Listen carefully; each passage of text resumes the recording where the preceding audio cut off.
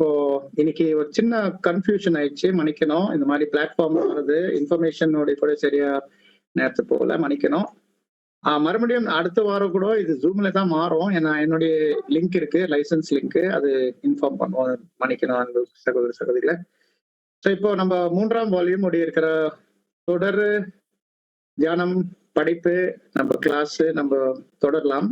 போன வாரம் நம்ம நின்றுட்டு இருக்கிற இடத்துல நம்ம தொடரலாம். இது நம்ம எல்லாருக்கும் தெரியும், இது 3வது வால்யூம் உடைய 2ஆம் அதிகாரம் 2ஆம் அத்தியாயம், முடிவு காலம் அல்லது அவருடைய ஆயத்தம் பண்ணும் நாள், அந்த தலைப்புல நம்ம இப்போ இருக்கிறோம். இப்போ அந்த போன தடவை நிப்பாட்டிட்டு இருக்கிற அந்த இடத்துல அந்த பேராகிராஃப் நம்ம ரிப்பீட் பண்றோம். ஏன்னா அந்த பேராகிராஃப்ல இருக்கிற சில விஷயங்கள் நாங்க பார்த்துட்டு இருந்தோம், புரியறதுக்கு நம்ம முயற்சி பண்ணிட்டு இருந்தோம். ஏன்னா அது ஒரு கம்பேரிசன் இருக்குது. ரெவலேஷன் மன்னிக்கணும், தானியல் 11ஆம் அதிகாரம் மற்றும் தானியல் 8ஆம் அதிகாரம். இந்த விஷயத்தை நம்ம திருப்பி பார்க்கலாம். படிக்கிற சிஸ்டர் வில்பெட்ரானி இல்லைங்களா? பிரதர் வணக்கம் பிரதர், இருக்கிறேன் பிரதர். வணக்கம் சிஸ்டர். அந்த ஒரு பேரா லாஸ்ட் டைம் நிப்பாட்டிக்கிற ஒரு பேரா முன்னாடி அது திருப்பி நீங்க படிச்சுட்டா நல்லா இருக்கும். தானியல் 8ஆம் அதிகாரம் 3 9 20 25 அது வருது இல்லைங்களா, அந்த பேரா. Okay brother. 13 3வது பேரா. இந்த இடத்தில் இந்த தீர்க்க தரிசனம் தானியல் 8ஆம் அதிகாரம் வசனம் 3-9 வரை 20-25 ஒத்திருப்பதை கவனியுங்கள். அலெக்சாண்டரின் சாம்ராஜ்யத்தின் பிரிவுகளில் ஒன்றிலிருந்து வசனங்கள் 8, 9, 21 ஒப்பிட்டு பார்க்கவும். ஒரு சின்ன கொம்பு அல்லது வல்லமை வெளியே புறப்பட்டு வரும். அது மிகவும் பெரியதாகும். இது ரோமாபுரியை குறிக்கிறது. அது கிரேக்க தேசத்தின் அழிவின் மீது உயர்ந்து செல்வாக்கு பெற்றது. ரோமாபுரி சாதாரண தேசமாக இருந்த வேளையில் அதன் ஸ்தானாபதிகள் கிரேக்க தேசத்தின் பராக்கிரமத்தை ஒத்துக்கொள்ள தீவிரமாக இருந்தபோது மகா அலெக்சாண்டரின் பாதத்தில் விழுந்து சாம்ராஜ்யத்தின் ஒரு பங்காக மாற ஆயத்தமாக இருந்தாலும் கூட ரோம ராஜ்யம் படிப்படியாக உன்னத நிலைக்கு உயர்ந்தது. அன்புக்குரிய சகோதரர் மற்றும் சகோதரிகளை மறுபடியும் ரிமைண்ட் பண்றோம். நம்மளுடைய ஃபார்மேட் இந்த ஒரு பேராகிராஃப் நம்ம வாசித்து அந்த பேராகிராஃப் உடைய இருக்கிற காரியங்கள் ஒரு சுருக்கமான விதத்துல உங்களுக்கு சொல்லி அதுக்கு பின்பு அந்த பேராகிராஃப் இருக்கிற காரியங்களை குறித்து நீங்க கேள்வி கேட்கலாம், உங்களுடைய கருத்துக்கள் தெரிவிக்கலாம். அந்த பேசும்போது மற்றவர்களுக்கு கூட பேசுறதுக்கு முழு அனுமதி இருக்கு. ஸோ இந்த காரியத்தை உங்களுக்கு தெரிஞ்சு இப்போ நம்ம ஆரம்பிக்கலாம். இந்த பேரால போன தடவை நம்ம பார்க்கும்போது இது தானியல் 11ஆம் அதிகாரத்து உடைய வசனங்களை சகோதரர் ரசல் சொல்லின்னு வராரு இந்த 3rd வால்யூம்ல.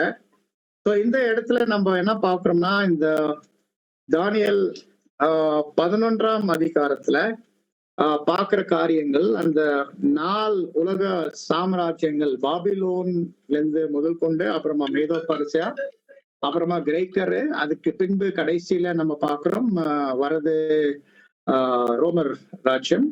இப்போ அதுக்கு பின்பு போப்பு அமைப்பு அவங்களுடைய அழகை கூட வருது நம்ம பார்க்கிறோம். இந்த விஷயத்தை தானியல் புத்தகத்துல இங்க 11ஆம் அதிகாரம் மாத்திரம் அல்ல, இது காணப்படுது 8ஆம் அதிகாரத்துல ஒரு குறிப்பிட்ட பாணியில, இது காணப்படுது 7ஆம் அதிகாரத்துல ஒரு குறிப்பிட்ட பாணியில, இது மறுபடியும் காணப்படுது 2ஆம் அதிகாரத்துல ஒரு குறிப்பிட்ட பாஷை பாணியில. ஸோ இது 4 இடங்கள்ல இந்த இருக்கிற 4 சாம்ராஜ்யங்களை குறித்து, இந்த 4 சாம்ராஜ்யங்களுடைய இருக்கிற வரலாறு குறித்து, விவரங்கள் குறித்து இந்த தானியல் இருக்கிற புஸ்தகத்துல நம்மள பாக்குறோம். ஸோ இப்போ இந்த இடத்துல நாங்க பார்க்கும்போது இங்கே சொல்லப்பட்ட விஷயம், தானியல் புஸ்தகத்துல 8ஆம் அதிகாரத்துல வசனங்கள் 3-9,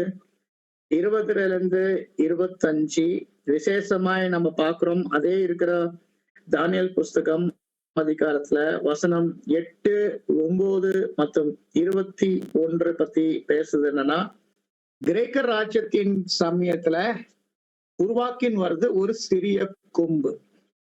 கிரேக்க ராஜ்யத்தோடு இருக்கிற காலத்தை பேசும்போது அலெக்சாண்டர் ராஜாவுடைய இருக்கிற ஆளுகை சமயத்துல ஒரு சிறிய கொம்பு, அது என்னன்னா ரோமாபுரி. ரோமாபுரி அந்த நேரத்துல கிரேக்கர் சாம்ராஜ்யத்துக்கு கீழ்பட்டு ஒரு பகுதியா இருந்துச்சு.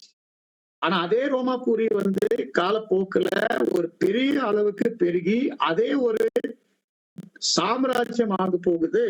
அந்த நேரத்துல அது இல்ல, தீர்க்க தரிசனத்துலதான் இந்த விஷயத்தை பேசிக்கொண்டிட்டு இருக்குதான் இங்க நம்ம பாக்குறோம். சோ இந்த இருக்கிற பேராகிராஃப் மேல இப்போ சகோதர சகோதரிகள் நீங்க பேசலாம். நீங்க ஒரு பாயிண்ட் என்ன வருதுன்னா, இந்த சிறிய கொம்பு இது பயங்கரமான வல்லமைக்கு இது எழும்பி வரும். இந்த விஷயத்தை நம்ம படிக்கிறோம். சிஸ்டர் நீங்க தயவுசெய்து வாசிங்க. தானியேல் 7ஆம் அதிகாரம் 7வது வசனம். அதற்கு பின்பு ராத்தரிசனங்களில் 4ஆம் மிருகத்தை கண்டேன். அது கெடியும் பயங்கரமும் மகா பலத்ததுமாய் இருந்தது. அதற்கு பெரிய இரும்பு பற்கள் இருந்தது.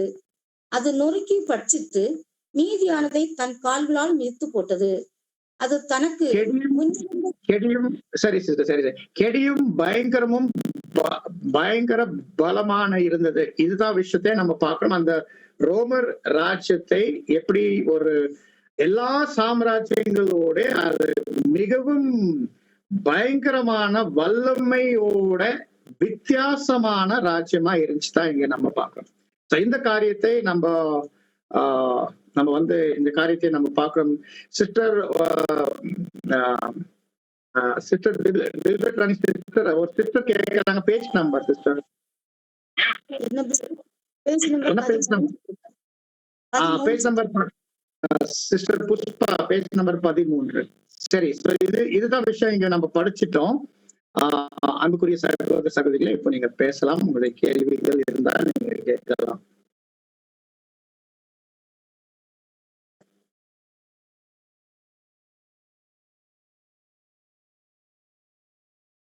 ஏதோ புரியல கூட சொல்லலாம். நம்ம இது புரியல, இது எப்படி நம்ம கூட நீங்க கேட்கலாம்.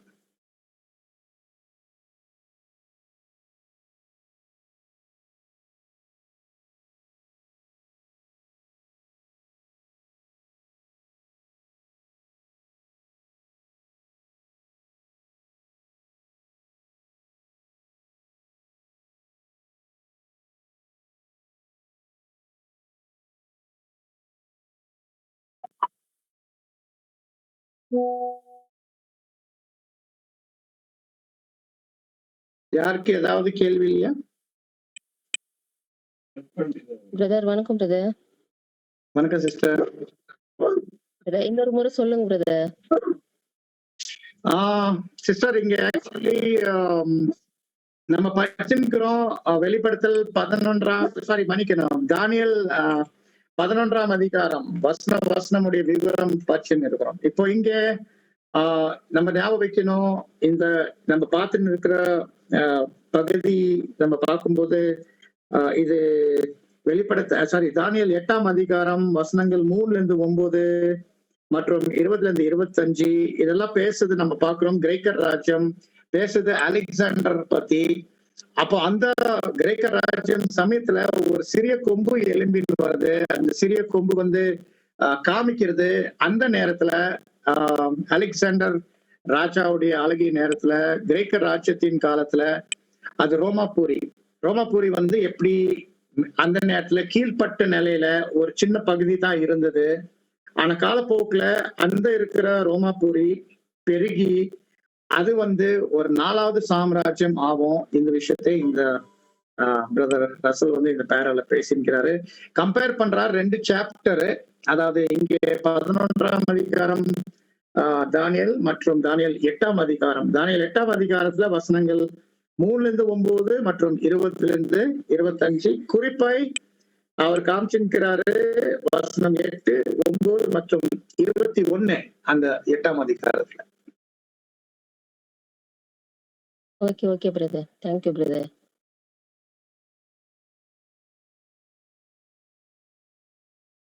சகோதர சகோதரி. கேள்வி brother. வணக்கம் வணக்கம். கனகராஜ் பிரதர் இல்லைங்களா? தானியேல் தானியேல் 7ஆம் அதிகாரத்துல 7வது வசனத்தில் இருக்கீங்களா brother? அது வந்து அதே அலெக்சாண்டர் சொல்றீங்க. ரோம்ராஜ்யம் அது நான் பேசுகிறேன். அப்போ அதுக்கு முந்தின வசனங்கள்லாம் எதை குறிக்குது brother? ஒரு 3வது வசனத்துல இருந்து 7ஆம் அதிகாரம் 6ஆம் வசனம் வந்து கிரேக்க ராஜ்யம், சிரத்தை, நாள் தலை. ஓகே. அப்போ அந்த 4-6 வந்து ஒவ்வொரு ராஜ்யத்தை குறிக்குது. ஆமா, எஸ் எஸ் எஸ் எஸ் சாம்ராஜ்யம் குறிக்குது. ஓகே. ஏதோ ஒரு காரணத்துக்கு 4 அத்தியாயங்கள்ல 2ஆம் அத்தியாயம், 7ஆம் அத்தியாயம், 8ஆம் அத்தியாயம் மற்றும் 11ஆம் அத்தியாயம் தானியேல் புத்தகத்துல இந்த 4 சாம்ராஜ்யங்கள் குறித்து விதவிதமான இருக்கிற விதத்துல அங்க சொல்லப்பட்டிருக்குது. அடையாள பாஷையில, சரித்திர வரலாறு, இதுதான் காரியத்தை நம்ம சுற்றி காமிச்சிருக்கோம்.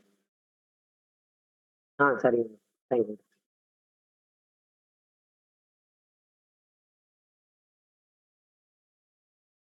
சகோதர சகோதரிகள், நான் நம்புறேன் உங்க முன்னாடி இந்த 3rd வால்யூம் தொடர்ந்துருக்குது மற்றும் கூட கூட பைபிள்ல தானியேல் புஸ்தகம்ல இருந்து 8ஆம் அதிகாரம் வசனங்கள் 3-9, 20-25, குறிப்பாய் வசனம் 8, 9, 21 உங்க முன்னாடி இருக்கு நான் நம்புறேன். அங்க ஒரு சிறிய கொம்பு பத்தி பேசுது. அந்த சிறிய கொம்பு தான் பேசுது அலெக்சாண்டர் ராஜாவின் காலத்துல, அலெக்சாண்டர் இருக்கிற ஆளுகை சமயத்துல எப்படி இருந்தது அந்த கிரேக்க ராஜ்யத்துக்குள்ள ரோமாபுரி.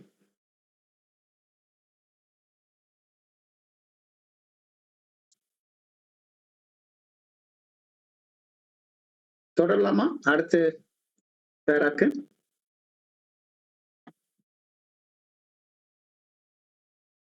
சிஸ்டர் நீங்க தொடரலாம். பக்கம் 13 கடைசி பேராகிராஃப். தானியேல் 8வது அதிகாரம் வசனம் 9 மற்றும் 10 சில வார்த்தைகளில் சொல்லப்பட்ட சரித்திரம் தானியேல் 11வது அதிகாரத்துல வசனம் 5 முதல் 19 அதிகமான விவரங்களோடு விளக்கப்பட்டுள்ளது. இந்த விரிவான விளக்கத்தின் போது எகிப்து தெற்கின் ராஜா என்றும், கிரேக்கர்கள் அதன் பின்னர் ரோமர்கள் அவர்களுக்கு பின்னர் ஆட்சிக்கு வந்தவர்கள் அல்லது கிரேக்க நாட்டிலிருந்து வந்த புதிய கொம்பு என்றும் கூறப்பட்டதோடு வடக்கு பகுதியின் ராஜா என்றும் அழைக்கப்பட்டுள்ளது. இவைகளுக்கு இடையில் பின்னப்பட்டதும் இப்பொழுது ஒன்றோடு ஒன்றாக இணைக்கப்பட்டதுமாக இருக்கிறதுதான் தேவனுடைய ஜனங்களின் சரித்திரமாகும். தானியேலின் ஜனங்களுக்கு தேவன் வாக்குத்தத்தம் பண்ணியிருந்த இறுதியான ஆசீர்வாதத்தை தானியேல் விசுவாசித்தான். 17வது வசனம் வரும் வரை அலெக்சாண்டரின் தளபதிகளுக்கும் அவர்களை பின்பற்றி அவர்களுக்கு பின்னால் வந்தவர்களுக்கும் இடையில் ஏற்பட்ட யுத்தங்களின் விவரங்களை இந்த சரித்திரத்தில் துருவி பார்ப்பது சிரமமானது என்பது மாத்திரமல்ல, தேவையற்றதும் கூட. 17வது வசனம் எகிப்தின் அரசியான கிளியோபட்ராவை குறிப்பிடுகிறது. இதுவரை உள்ள விஷயங்களை எல்லோரும் ஒத்துக்கொள்வதனால் இதை காட்டிலும் இன்னும் கடந்த காலத்திற்குள் கடந்து செல்ல அவசியமில்லை. இந்த இடத்துல அன்புக்குரிய சகோதரர் மற்றும் சகோதரிகளை, தானியேல் புஸ்தகத்துல 11ஆம் அதிகாரத்துல வசனங்கள் 5 முதல் 19 வரை பகுதி. இந்த பகுதி வந்து தானியேல் 8ஆம் அதிகாரத்துல 2 வசனத்துல வருது, 9, 10.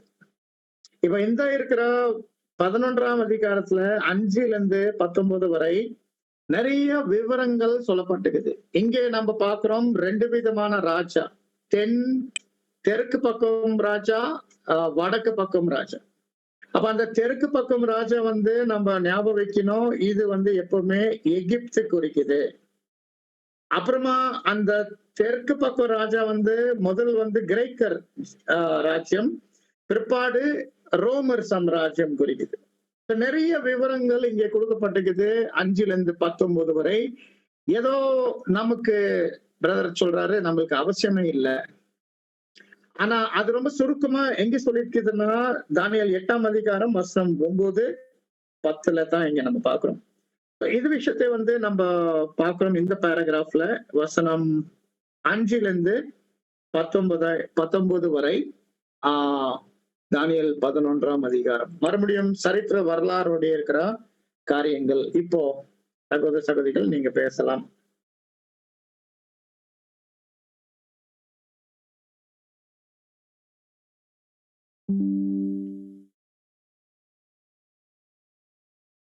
நான் நினைக்கிறேன் அதிகமா ஏதோ கேள்விகள் இருக்காது. ஒரே ஒரு கேள்வி பிரதர். கண்டிப்பா நீங்க எல்லாரும் நிறைய கேள்விக்கலாம். அதாவது இந்த தரிசனம் பாக்குறதுக்கும் அந்த அலெக்சாண்டருடைய காலப்பகுதிக்கு எத்தனை வருஷம் இருக்கும், எத்தனை ஆண்டுகள் இருக்கும்? ஓ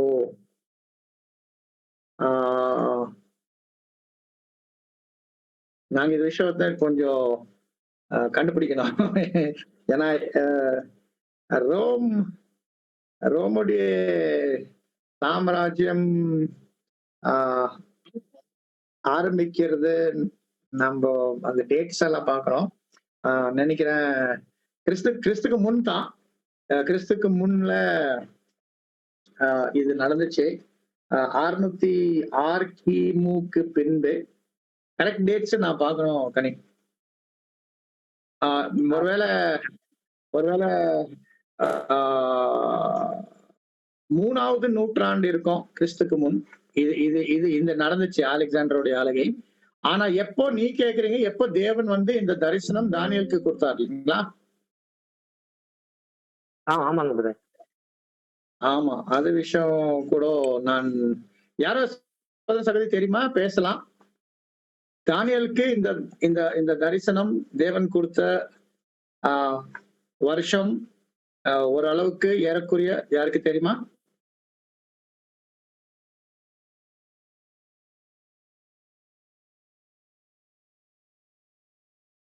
பாருங்க, நிறைய பேருக்கு தெரியாது. அது கண்டுபிடிக்கணும் அந்த விஷயம். அது பார்க்கணும். தானியேல் நான் அனீஸ் சொல்றேன் பிரதர். ஆனிஸ் பிரதர் சொல்லுங்க பிரதர். அவர் உயிரோட இருக்கும்போது கொடுத்திருப்பாரு பிரதர் இந்த இது. அதாவது பாபிலோன்ல அவர் இருந்தார்ல. வருஷம் கேட்கிறாரு வருஷம். இப்ப நான் சொன்னேன் 3வது நூற்றாண்டு கிறிஸ்துக்கு முன் அலெக்சாண்டருடைய ஆளுகை. இப்போ இது எப்போ தானியேலுக்கு எப்போ தேவன் கொடுத்தாரு இந்த தரிசனம்? பிரதர் வணக்கம். வணக்கம். நான் துரை.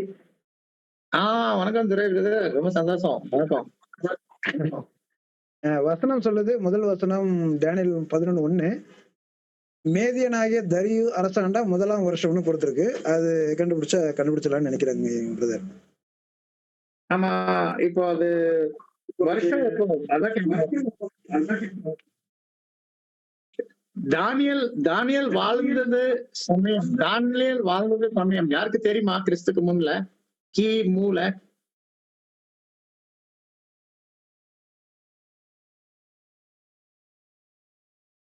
தானியேல் வாழ்ந்தது சமயம் யாருக்கு தெரியுமா? கூகுள்ல தேடலாம். பிரதர் மேக்சிமம் 600வது இதுல அவர் வாழ்ந்திருக்கு. இல்ல ஆமா 600வது இதுல வாழ்ந்திருக்க வாய்ப்பு இருக்கு. ஏன்னா அவர் சின்ன வயசுல போறாரு. சிறைப்பட்டு போகும்போது பாபிலோனுக்கு சிறைப்பட்டு போகும்போது 606 தானே போறாங்க. ஆமா 606ல போறாங்கன்னு நினைக்கிறேன். 606ல சிறைப்பட்டு போறாங்க. அதுக்கு இல்ல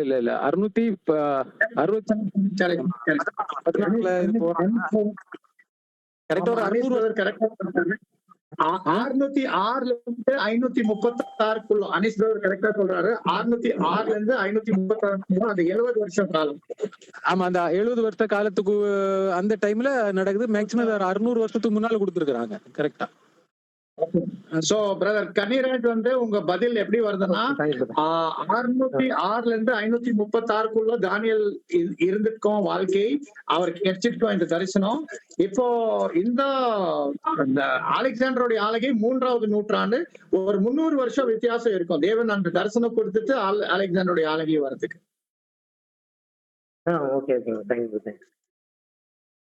தேங்க்யூ அனீஸ் பிரதர்.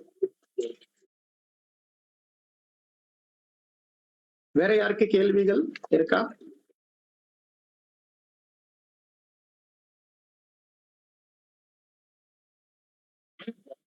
சிஸ்டர் நம்ம தொடரலாம்.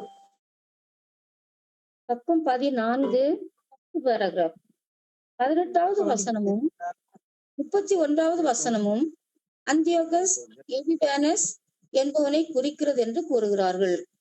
தீர்க்க தரிசனம் செலூக்கஸ், பிலோபேட்டர், அந்தியோகஸ், எபிபானஸ் மற்றும் கிளாமஸ் பிலோமேட்டர் நடந்த சின்ன சச்சரவுகளையும் யுத்தங்களையும் அதிகாரத்தின் இறுதி வரை கூறுகிறது என்று தொடர்ந்து குறிப்பிடுகிறார்கள். யூதர்களும் இதே போன்றுதான் கூறுவது தெரிகிறது. யூதர்கள் இந்த வியாக்கியானத்தை 12வது அதிகாரம் தொடர்ந்து நம்பி வெகு சீக்கிரத்தில் மேசியா விடுவிப்பார் என்று எதிர்பார்ப்பதற்கு காரணம் உள்ளது. ஆகவே நம்முடைய ஆண்டவரின் பிறப்பின் போது எல்லா மனிதர்களும் எதிர்பார்ப்போடு இருந்தார்கள் என்று நாம் வாசிக்கிறோம். ரோமர்களின் கட்டுகளிலிருந்து அவர் மூலமாக விடுதலை வரும் என்று எதிர்பார்த்திருந்தார்கள். ஆனால் 18வது வசனத்திலிருந்து உண்மையான அருவருப்பை பார்க்கின்ற நாம் போப்பரசு வரை உள்ள முக்கியமானவர்களை தீர்க்க தரிசனம் லேசாக குறிப்பிடுகிறது என்று அவைகளில் இருந்து விலகுகிறோம். அதன் பின்னர் அதை குறிப்பிட்டு அடையாளம் கண்ட பின்னர் அதன் உபத்திரவப்படுத்தும் வல்லமையை அறிந்து கொள்வதுடன் சரித்திரத்தின் மிக முக்கியமான நபர்களில் ஒருவராக இருக்கிற நெப்போலியன் போனபார்ட்டை பற்றிய தேதியை விவரமாக கூறுவதை காண்கிறோம். சோ இப்போ இந்த பேரா நம்ம பார்க்கும்போது 18வது வசனத்திலிருந்து என்ன பாக்குறோம்னா, இந்த இடத்துல தானியேல் 11ஆம் அதிகாரத்துல வசனம் 31 அந்த பாலாக்குற அருவருப்பு யூதர்கள் அது அர்த்தம் எப்படி எடுக்கிறாங்கன்னா, அது நடந்துச்சு. ஒரு சீரியா ராஜா ஆன்டியோகஸ் எபிபானிஸ் அவரு எருசலேம் ஆலயத்துக்குள்ள அவர் இந்த மாதிரி ஒரு விக்கிரம் வச்சாரு. அந்த மாதிரி அர்த்தம் அவங்க அதை எடுக்கும்போது அது விஷயம் நீங்க பொதுவாக யூதர்கள் அதை நம்பும் போது இப்போ என்ன பாக்குறோம்னா, இந்த வசனங்கள் 18ல இருந்து அந்த அதிகாரம் முடிக்கிற வரைக்கும், இந்த 11ஆம் அதிகாரம் முடிக்கிற வரைக்கும் அவங்க அதை எப்படி எடுக்கிறாங்கன்னா, அந்த கிரேக்கர் சாம்ராஜ்யத்துடைய அந்த 4 ராஜாக்கள், அந்த 4 சேனாதிபதிகள் அவங்க மத்தியில நடக்குங்கள், அப்புறமா அதுக்கு பின்பு ரோமர் ராஜ்யம், அந்த சூழ்நிலையில யூதர்கள் எதிர்பார்த்துக்கிறாங்க ஒரு விடுதலை, தேவன்ல இருந்து ஒரு விடுதலை எதிர்பார்க்கிறாங்க. அந்த ஒரு விடுதலை எதிர்பார்க்கும் போது அவங்களுக்கு எப்படி இந்த வசனங்கள் எப்படி புரிய வந்துச்சுன்னா, நாங்க பாக்குறோம் அவங்க எதிர்பார்த்தாங்க ஒரு மேசியா தேவன் அனுப்புவாரு. அந்த மேசியா அவருடைய ஆளுகை, தேவனுடைய ராஜ்யமே அவரே தோக்குவாரு. அப்படித்தான் நினைச்சிட்டாங்க. எப்படி தானியேல் 12:1 பார்க்கும்போது, ஏன்னா 11 எல்லாம் முடிச்சு 11:1 வரும்போது யூதர்களுக்கு இந்த வசனங்கள்ல இருந்து எப்படி புரிதல் வந்துச்சுன்னா, அவங்களுக்கு புரிதல் வந்துச்சு தேவன் அவங்களுக்கு விடுதலைக்கு ஒரு மேசியா வரும். சோ கர்த்தராகிய இயேசு கிறிஸ்து அவர் 1ஆம் வருகையில் வரும்போது பொதுவாக யூதர்கள் மத்தியில என்ன ஒரு புரிதல் வந்துச்சுன்னா, அப்ப இவர் மேசியானா அப்ப என்ன ஆகணும், தேவனுடைய ராஜ்யம் ஸ்தாபிக்கப்படணும், இந்த இஸ்ரேல் தேசம் ஒரு மேலான ஸ்தானத்துக்கு போவோம், ரோம் சாம்ராஜ்யம் மேசியா அதை அழிச்சிடுவாரு. இந்த மாதிரி எல்லாம் ஒரு புரிதல் வந்துச்சு. வசனத்துல அது வாசிக்கலாம். லூக்கு 3:15.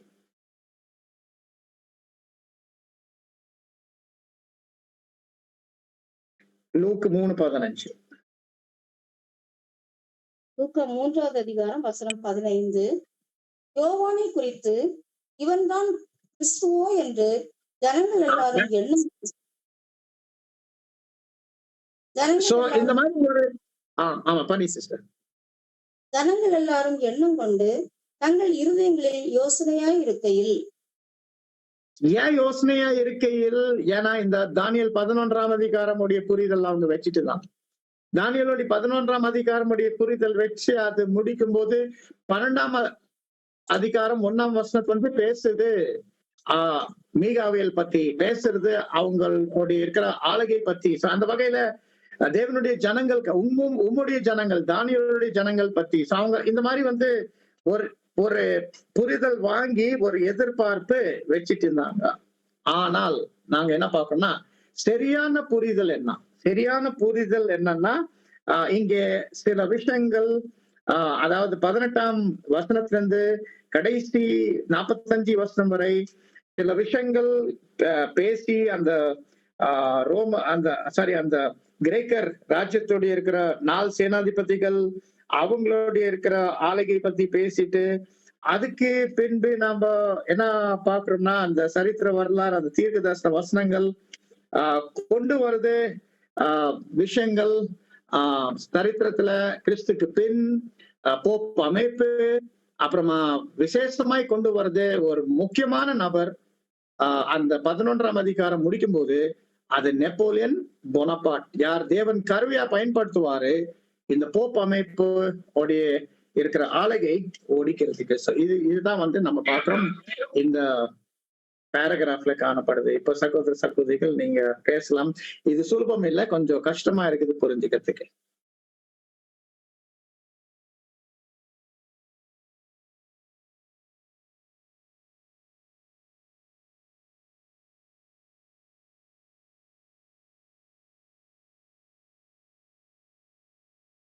துரை பிரதர் ஏதோ பேச விரும்புறீங்களா?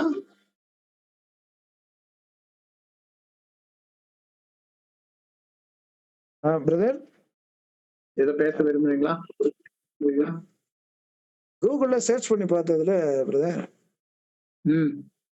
என்ன வந்துச்சு? அதேதான் வந்துச்சா? அப்ப 606 இருந்து 536 அந்த தரியு ராஜாவுடைய காலம் வந்துட்டு 700 to 678 BCE அப்படி கொடுத்திருக்காங்க பிரதர். அப்போ கூகுள் தப்பா பேசிருக்காங்க. ஏன்னா பாபிலோன் ராஜ்யமே இருக்கிற ஆளுகை ஒரு 70 வருஷம். அது 606 இருந்து 536 அதுக்கு 536 பின்புதான் வேணும் படிச்சா. சைரஸ் வந்துட்டு 625 to 585 BCE. Okay 678 to 625 BCE Pharaohs. But அது நம்மளுடைய பைபிள் ஸ்டூடெண்ட் கணக்குல ஒத்து வருது இல்ல துரை? சரிங்க பிரதர். நம்மளுடைய பைபிள் ஸ்டூடெண்ட் கணக்குல ஒத்து வருது இல்ல? அந்த சார்ட் பாருங்க, அந்த சார்ட்ல 4 சாம்ராஜ்யங்கள் வருது. 606 இருந்து 536 பாபிலோன் ராஜ்யம் 70 வருஷம். அதுதான் வரும் பிரதர். சரி, இப்போ அது ஒரு பக்கம் இருக்குது. இந்த பேராகிராஃப்ல இருந்து ஏதாவது இருக்கா? இல்ல பிரதர். Okay, thank you.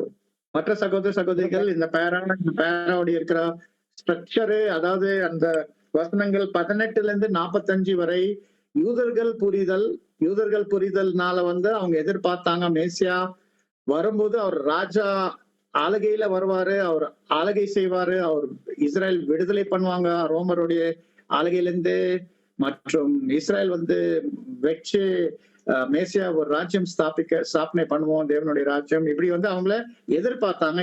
அப்படித்தான் அவங்க புரிய வந்தாங்க இந்த வசனங்கள் 11ஆம் அதிகாரம் கடைசி வரைக்கும் மற்றும் 12:1. பட் அதுதான் சரியான புரிதல் இல்ல.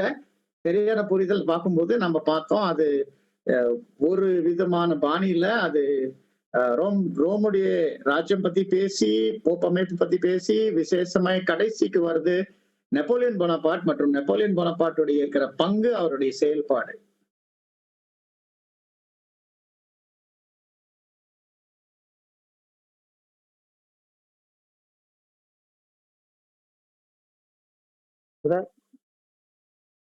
சொல்லுங்க. அதாவது அந்த வசனத்துல பார்க்கும்பொழுது 18வது வசனம் 31வது வசனமும் அதான் அப்புறம் என்பவர்களை குறிக்கிறது அப்படின்னு சொல்லி போட்டிருக்கு. அப்புறம் தீர்க்க தரிசனம் அப்படி அந்த வார்த்தைகள் அவங்க எல்லாம் எப்படி அந்த வழக்கம்? அந்த 4 பேர் வந்து அது செல்யூக்கஸ், பிலோபாத்தர், ஆந்தியோக்கஸ் எபிபானிஸ் மற்றும் அது டோலெமுஸ் பிலோமாட்டர். இதுதான் அந்த 4 அலெக்சாண்டருக்கு பின்பு அந்த 4 சேனாதிபதிகளை பிரிச்சு அவங்கவுங்களுக்கு ஒரு பகுதி கிடைச்சு இந்த கிரேக்கர் ராஜ்யம். அதுதான் அவங்க 4 ராஜாக்கள். சரி. அப்புறம் நீங்க அந்த யோவானை பத்தி அந்த லூக்காவுல யோவான் பத்தி சொன்னீங்களா? இதுக்கு என்ன சம்பந்தம்? லூக்கால வந்து நம்ம படிச்ச வசனம் சொல்லுது, கர்த்தருடைய முதலாம் வருகையில வந்து அவங்க ரொம்ப எதிர்பார்த்தாங்க ஒரு மேசியா வரும். கர்த்தர் பார்த்துட்டு அவங்க யோசனை பண்ணிட்டு இருந்தாங்க, ஒருவேளை இவர் தான் மேசியா. ஆனா மேசியாவுடைய அர்த்தம் எப்படி புரிஞ்சுட்டாங்கன்னா, தானியேல் 12:1 மேசியா வந்து ஒரு ஆளுகை ஆரம்பிட்டு இஸ்ரேல் வந்து விடுதலை பண்ணுவோம் ரோமரோடைய இருக்கிற ஆட்சியிலிருந்து, மற்றும் இஸ்ரேலை உயர்த்தி தேவனுடைய ராஜ்யமே அவர் ஸ்தாபனை பண்ணுவான். அதனால்தான் நீங்க ஞாபகம் இருக்கும், 12 அப்போஸ்தலரே சீஷரே கடைசி கேள்வி கர்த்தர் வந்து பரலோக ஏறி போகும்போது, சரி அட்லீஸ்ட் இப்போ வந்து ராஜ்யம் ஸ்தாபனை பண்ணிடுவீங்களா இல்லையா கேட்டாங்களா இல்லையா? அது அப்போஸ்தலர் 1ஆம் அதிகாரத்துல.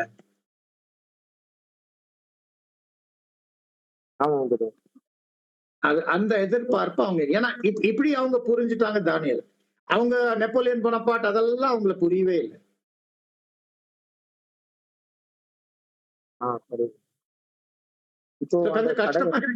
கஷ்டமா இருக்குது புரிஞ்சுக்கிறதுக்கு.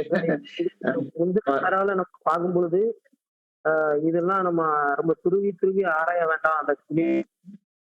ஆமா ஆமா ஆமா பிரதர் என்ன சொல்றேன்னா, ஒவ்வொரு வசனம் எடுத்து அந்த வசனம் என்ன குறிக்குது, இது யாருக்கு குறிக்குது, இதெல்லாம் பார்க்கறது அவசியமே இல்லை. இது ஒரு நீண்ட காலத்துடைய சரித்திர வரலாறு.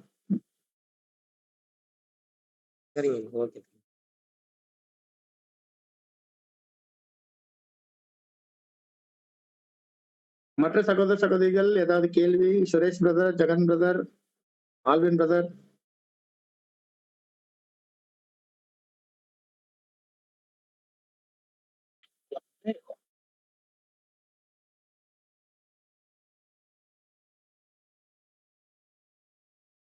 சரி, ஒண்ணுமே இல்லை நான் நினைக்கிறேன் இங்க சொல்றதுக்கு. இப்போ நேரம் கூட முடிஞ்சிருக்குது. நம்ம ஒரு அடுத்த பேரா நம்ம நெக்ஸ்ட் டைம் பார்க்கும் போது என்ன பார்ப்போம்னா, ஏன் தேவன் இப்படி வச்சிருக்கிறார், இந்த மாதிரி இருக்கிற வசனங்கள்ல அந்த தீர்க்க தரிசனமே பாலாக்கிற அருவருப்பு அதெல்லாம் ஏன் இப்படி வந்து வச்சிருக்கிறாரு, ஏன் இந்த மாதிரி வந்து புரிஞ்சுக்கிறதுக்கு கஷ்டமா இருக்குதுன்னா, இது தேவனுடைய தீர்க்க தரிசனம் மறைச்சு வைக்கிற விதம். இது நம்ம அடுத்த கிளாஸ்ல நம்ம இந்த காரியத்தை நம்ம தொடரலாம். சோ தேவன் தாமே உங்க அனைவரும் இந்த இருக்கிற தியானத்தின் வழியும் அனைவரும் ஆசீர்வதிப்பாராக. மற்றும் இப்போ over to brother Prem. Thank you.